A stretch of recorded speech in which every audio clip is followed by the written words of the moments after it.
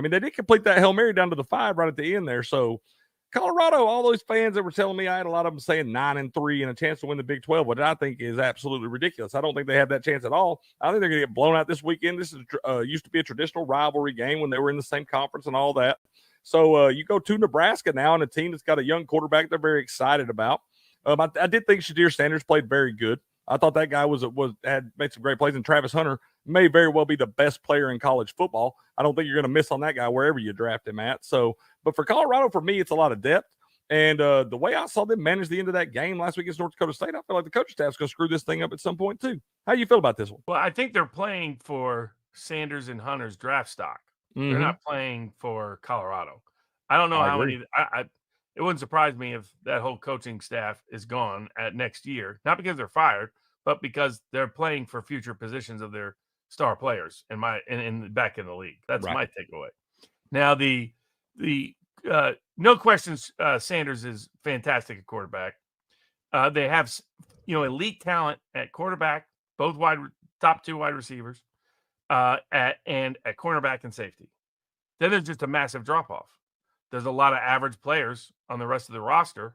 And if you get any injuries, you've got below average everywhere else. So that's the risk with Colorado. They feel like a high variance team, a high boom or bust team that as the season drags on and injuries accumulate, they're in trouble. Now for Sanders, for their offense to work, they need to keep him upright. Nebraska sacked him 8 times last year. And if it wasn't for all the disastrous quarterback play from Nebraska, they would have beat Colorado in Boulder.